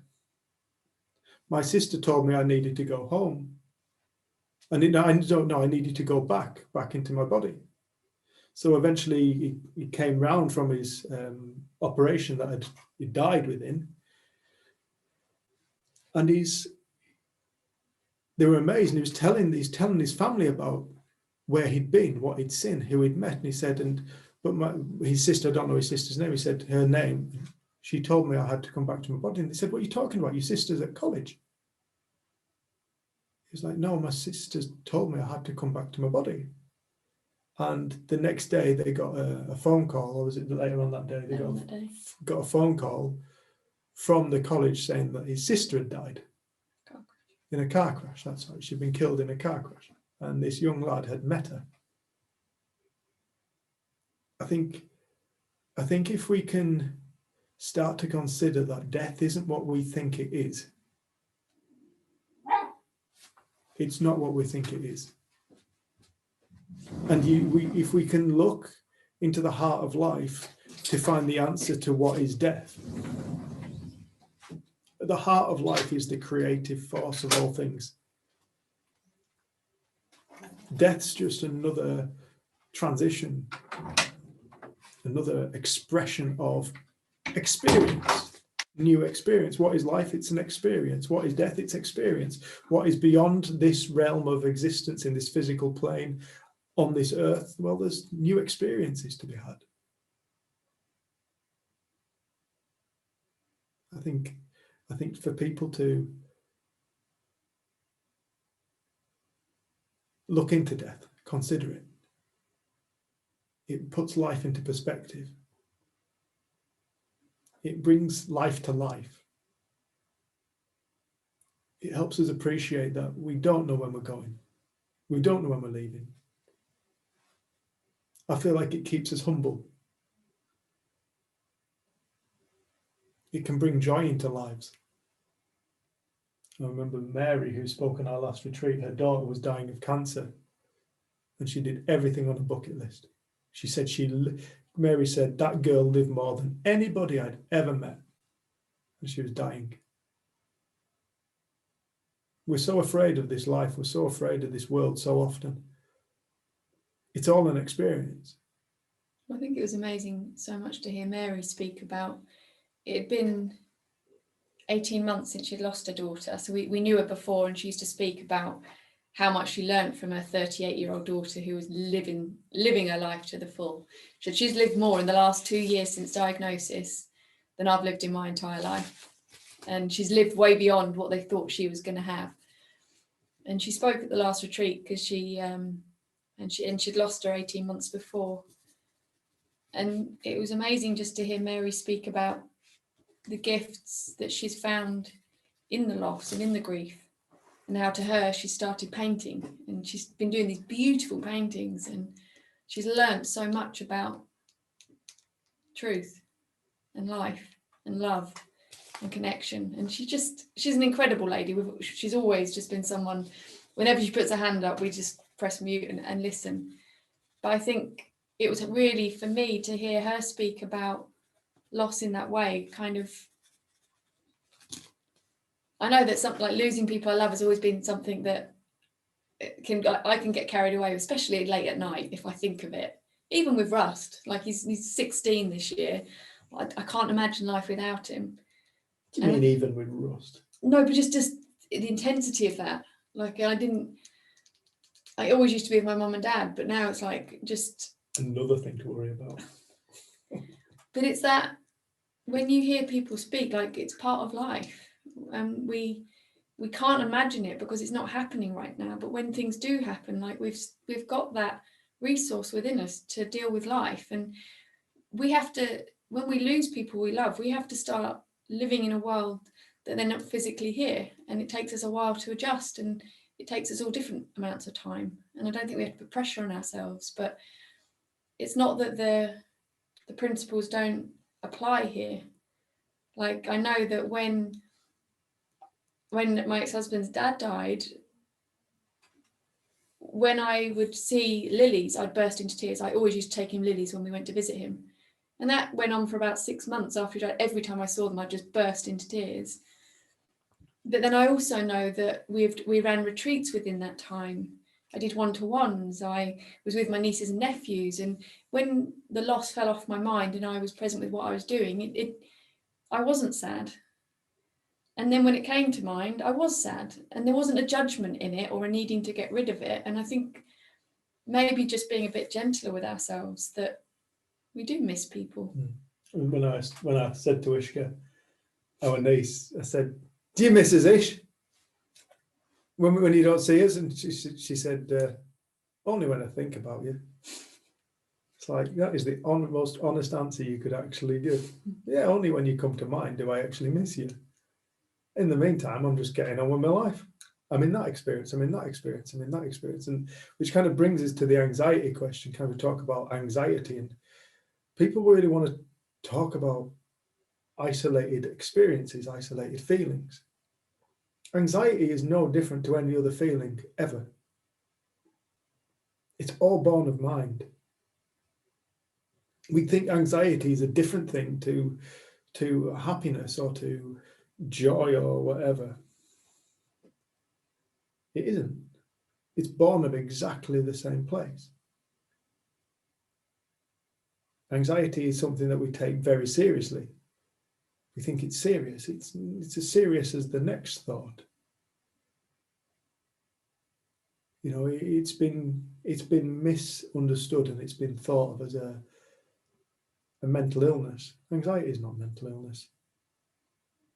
Illness, we had a friend, she said, "I suppose you're right." She said, if I was to go for a walk and I had something like cancer, she said, as long as I'm on that walk, I would have cancer all the way around the walk. And when I got home, that would be illness. She said, but if I can go for a walk and my anxiety disappears or quiets down, that can't be an illness, can it? Like, no, it can't be. It's been misunderstood. And lots of people made a lot of money from that misunderstanding. It's been in some people's interest to keep that misunderstanding alive. But anxiety ultimately is all born of thought too. You know, we're trying to change the feeling. We want to change the feeling without looking at the source of it. If you can find the source of feelings, you find the answer to why you feel like you feel. Your anxiety isn't caused by a circumstance or a world or words or what somebody said or a future or a past. Anxiety isn't created from any of those things. Anxiety is created from a thought now. There's nothing really more to talk about when it comes to anxiety because it's that simple. We're always looking for, we want to get into the detail of anxiety. It's a feeling. All feelings are a reflection of mind. All feelings are a reflection of thought. What's going on in our consciousness in any given moment. It's the same thing as if we think anxiety is our problem, then that's what we view everything through, and that's what we listen for the answer to. So at that point, we're not really listening. We're looking for someone else to tell us how to get rid of a feeling we don't like. But what this conversation is trying to point to before what creates all feeling. And when we start to see what creates, I think our relationship to it changes. We don't fear feelings in the same way. Like, I love watching my nephew Archie. He gets so embarrassed. And I know that when I was a kid, and even now, like, embarrassment is a feeling I find so hard to just let be. And I see him, he gets so embarrassed. He goes bright red and he hides. But it's not something that is different from anxiety or depression, or it's a feeling. And there's certain feelings that we all have that we're afraid of. Like, someone else might get embarrassed, but it wouldn't bother them. That's a real thing for him. It's a big problem. He doesn't like it.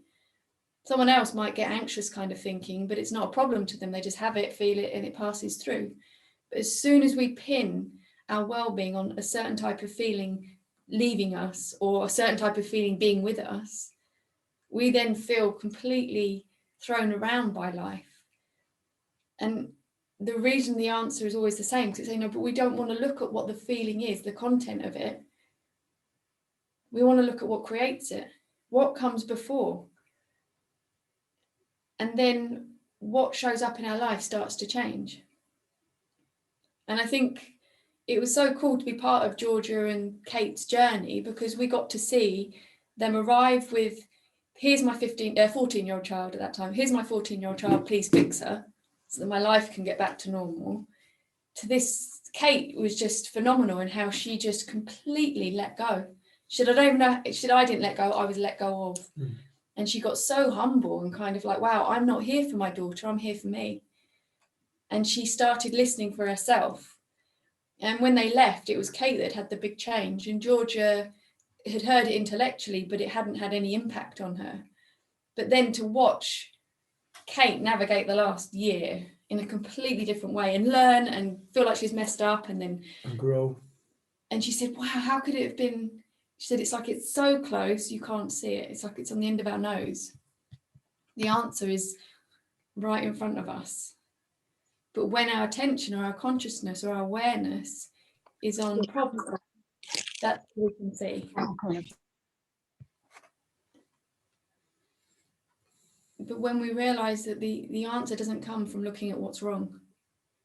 Like, I know that I saw amazing people for 10 years trying to help me not feel anxious, not feel shy, don't be depressed, like trying to help me, talking and trying to figure out, where was it? When did it start?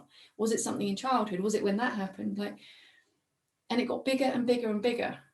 And I remember coming across the principles at 23 and being like, why didn't anyone tell me this? Because actually in primary school, I was part of the school play. I did sing in the choir.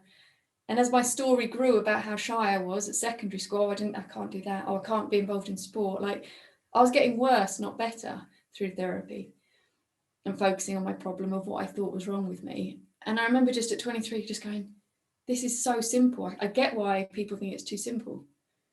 And I know that when I get caught out by mind, it looks totally real.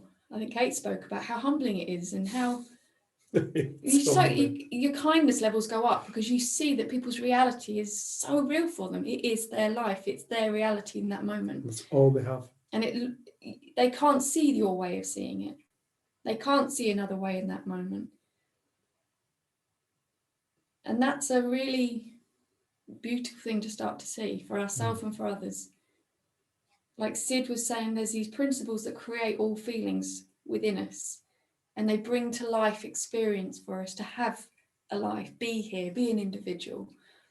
When we don't know that's what's happening, it's a terrifying place to be, because it feels like we're being thrown around by circumstance, past, other people, the world, what's happening.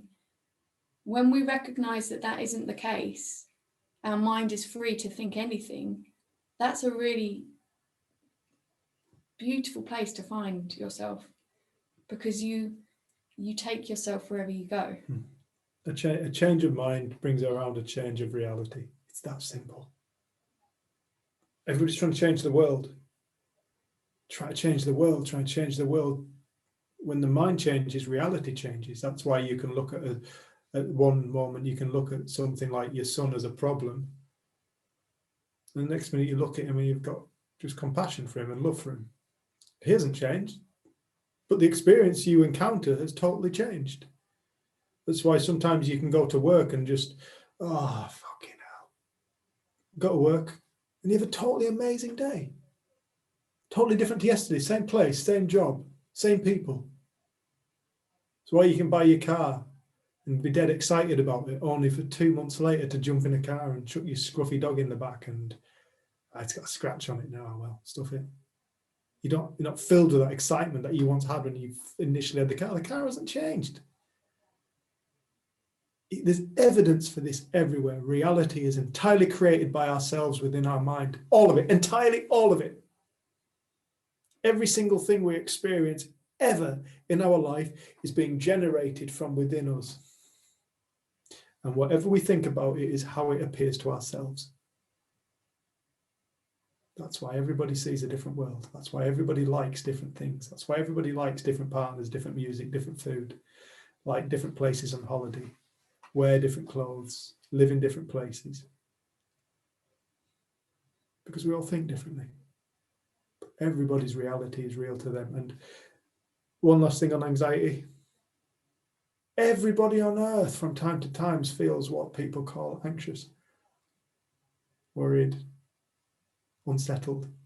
Flick.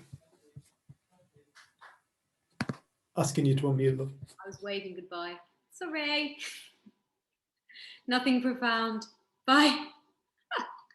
Bye. Oh, You're right. muted. Oh yeah. Sorry, Flick. I was saying that. I was all muted. That's a late dinner. Who's going for dinner, Flick? Flick. You said. Oh. Well, has anybody got any questions? Comments?